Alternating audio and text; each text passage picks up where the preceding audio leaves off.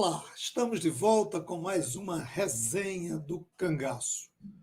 Toda sexta-feira, eu e você temos um encontro com uma obra ou com um autor ou autora que escreveu, que pesquisou, que produziu algum livro, documentário ou um filme de ficção sobre o cangaço e temas afins. O Resenha do Cangaço, ele não discute só cangaço, ele discute a história do Brasil, em especial do Nordeste do Brasil. Cangaço, religiosidade, coronelismo, folclore, são temas que nos propomos a discutir aqui no Resenha do Cangaço. E você é nosso convidado. Você pode sugerir obras ou autores e autoras que a gente vai contactar com essa pessoa ou adquirir o livro para resenhar aqui no programa. Sexta-feira, você já sabe, 18 horas, eu, você e um assunto, a história de um cangaceiro, a história de alguém que viveu esse momento triste da nossa história, mas que nos deixou muitos ensinamentos. E hoje nós teremos uma convidada que eu tenho a satisfação de conversar com ela a primeira vez. Não saia daí.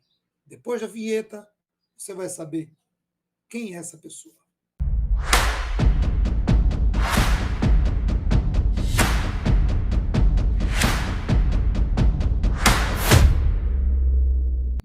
No programa de hoje, nós temos aqui a presença de Fabiana Agra. Fabiana possui graduação em Comunicação Social e em Direito pela Universidade Estadual da Paraíba. Possui também especialização em Comunicação Educacional e Direito Administrativo e Gestão Pública. É autora de 4 livros de História Regional e de 3 livros de ficção e coautora em 11 obras sobre política. Faz pesquisa nas áreas do golpe de 16, gestão ambiental, região do Seridó e a figura da mulher no cangaço. Entrou recentemente para os quadros da Sociedade Brasileira de Estudos do Cangaço. Para a felicidade da entidade, a gente recebeu a Fabiana e eu já dou as boas-vindas, não só para a SBEC, mas aqui para o nosso programa Resenha do Cangaço. Fabiana, seja bem-vinda. Um forte abraço, um beijo no seu coração e que você cresça junto com suas pesquisas, amiga. Obrigado por ter concordado em dar essa entrevista para o Resenha do Cangaço. Seja bem-vinda. Obrigada, professor Lemuel. Eu é que agradeço, é muita honra para mim, assim, recém-chegada e já sentar na janela do avião, né? Então, já me sinto muito honrada com o convite e também de participar desse programa tão bem conceituado, programa da resenha, né? E estou aqui à disposição para conversar com vocês, para resenhar, né? Fabiana, eu vendo aqui um pouco do seu currículo e vejo que você é muito versátil, muito produções mais variadas e muito fincada ao regionalismo do ponto de vista histórico. Como foi que você entrou no universo da temática do cangaço? Professor Lemuel, é aquela conhecida frase do Leão Tolstói, se queres ser universal, começa por pintar a tua aldeia, né? Fale da sua aldeia e estará falando do mundo. Eu sou nordestina, eu sou da Caatinga, eu sou do interior, matuta, né? A beiradeira chamada, aquela que pode estudar, pode morar onde for, mas graças a Deus a Caatinga não sai da gente, né? Então, desde muito cedo eu comecei a ler, comecei a pesquisar temas que dizem respeito ao Nordeste, né? que depois do professor, daquela questão da invenção do Nordeste, né? Nunca mais, eu nem gosto mais de falar do nome do termo Nordeste, eu gosto mais de falar dos Sertões do Norte, né? Professor Durval Muniz. Então, é isso, eu preciso falar daquilo que eu conheço bem, e eu conheço bem o sertão, né? Eu viajo muito pelo sertão, eu paro nas cidades, eu vou nas feiras, eu vejo o cotidiano dos sertanejos, dos siridoenses, né? Do pessoal do Agreste, que também tem uma certa particularidade parecida conosco.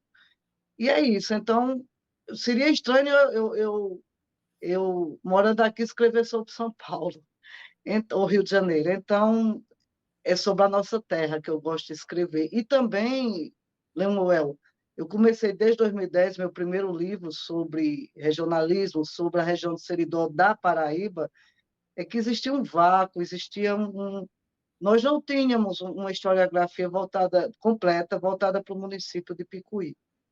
Aí, na época, inclusive, as pessoas diziam que Picuí pertencia ao Curimataú, quando, na verdade, é o Seridó. Então, começou daí, e isso é uma coisa que, quando a gente começa, vira febre e não sai mais da gente. Estamos conversando com Fabiana Agra, autora de várias obras que discutem um pouco dos sertões do Nordeste, ou como ela mesma diz, dos sertões do Norte, né? E hoje o nosso papo é sobre cangaço. Fabiana, como é que você descobriu Antônio Silvino? Essa relação com o cangaceiro Antônio Silvino. Lemuel, a minha avó materna era uma sertaneja daquela que não gostava nem de vir na rua.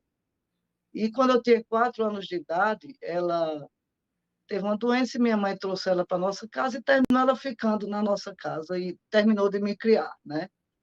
E ela eu tenho essa memória afetiva sobre Antônio Silvino, porque, claro, ela não conhecia o Antônio Silvino, ela nasceu no ano que Antônio Silvino foi preso, em 1914, mas seu sogro, no caso, meu bisavô, ele foi um dos coiteiros de Antônio Silvino aqui na nossa região. Então, eu me criei ouvindo histórias sobre Antônio Silvino aqui na nossa região. E como eu falando aqui anteriormente, que eu sempre gosto de escrever sobre regionalismo, o meu último livro antes desse de Antônio Silvino foi sobre a presença dos descendentes de cristãos novos na nossa região. Mas aí eu vi que eu precisava aumentar mais as nossas pesquisas para as coisas não se perderem com o tempo, né? E eu vi que se eu não escrevesse logo sobre essa, essa, essas andanças de Antônio Silvino aqui na nossa região, elas iriam se perder, né, com o passar do tempo. Aí foi isso que eu realmente comecei a pesquisa. E eu tive a sorte, claro, vários livros publicados, né, me serviram de base. Dentre eles, eu destaco o livro do Dr. Sérgio Dantas, né, para mim é um livro completo, né, sobre Antônio Silvino, e também o livro de Raul Fernandes. E eu tive também a grata satisfação, Lemuel, de conseguir muita coisa inédita, principalmente assim uns 3 ou 4 anos das andanças de Antônio Silvino na Paraíba. São cerca de 150 jornais e um amigo meu que é pesquisador, Osildo, me enviou. Então, esse é um material inédito e está todo aí nesse livro. Então é isso, é a questão é a vontade de contar a história, é a vontade de dizer, gente, a nossa região está na rota do cangaço, não do cangaço lampiônico, mas existe o cangaço antes de Lampião. E que cangaço, né? Numa época em que era tudo diferente, eu não comparo os dois cangaceiros, são lugares diferentes, são épocas diferentes, mas Antônio Silvino tem uma história que é assim, quando você entra no universo de Antônio Silvino, você fica assim, sem quase acreditar no que ele era capaz. E sem contar que, claro, era um bandido, isso aí eu não entro em questão, mas não era um bandido com aquele grau de perversidade que a gente vê em Lampião. Era um bandido, digamos que gentil, se possa existir gentileza no banditismo. E minha avó falava de Antônio Silvino com, assim, digamos assim, com encantamento. E quando eu ia conversar com as pessoas que nasceram no início do século XX, aqui na nossa região, todas essas pessoas diziam: ah, Antônio Silvino era diferente. Antônio Silvino tinha um código de honra, ele não maltratava as mulheres, ele respeitava as casas, enfim. Era uma história que, mesmo apesar de já ter ótimos livros sobre Antônio Silvino, eu precisava colocar a nossa região na Rota do Cangaço. E na Rota do Cangaço, com Antônio Silvino, Lemuel. Fabiana, você colocou aí diferenças entre o cangaço do período de Lampião e do período de Antônio Silvino. Além desse caráter mais gentil, mais ético, mais respeitoso de Antônio Silvino, o que, que você apontaria a mais de diferença entre esses dois cangaceiros ou entre esses dois estilos, né, de cangaço, Lampião e Antônio Silvino? Não, pegando os últimos estudos de Frederico Pernambucano, de Pericais, são dois cangaceiros que tinham, por profissão, cangaço, era um meio de vida, né? Mas, claro, havia uma certa diferença, além da distância cronológica, havia uma certa diferença. O próprio código de, de, de, de conduta de ambos, né? Mas, assim, Lemuel, quando depois que eu comecei a pesquisar sobre cangaço e cangaceiros, quando as pessoas dizem, ah, era o Robin Hood do sertão, Antônio Silvino dividia as coisas com os pobres. Não, isso isso jamais seria uma das diferenças entre ambos. O que é que Antônio Silvino fazia? Como eu acredito que Lampião também. Quando ele fazia a coleta, né, do dinheiro nas vilas, nas fazendas, as moedas, ele, como eram pesadas, ele distribuía para os pobres, e as notas de réis tinham mais valor, ele colocava no bolso.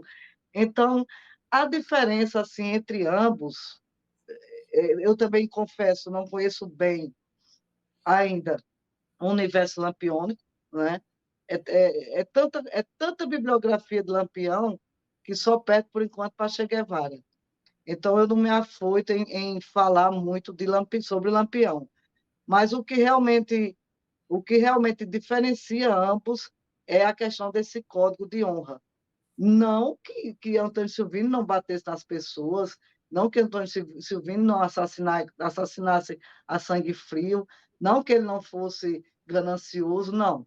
Mas, assim, ele tinha uns certos brios, principalmente no tocante a não permitir que seus cangaceiros estuprassem as mulheres, maltratassem as mulheres. Isso é o que conta a bibliografia e também todas as pessoas que falam de Antônio Silvino têm esse diferencial em relação a Antônio Silvino.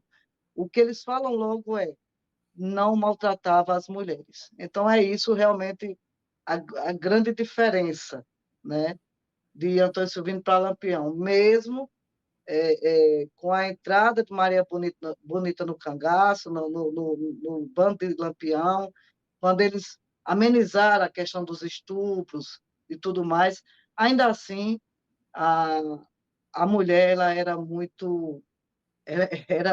bem mais maltratada do que os animais, né, pelos cangaceiros.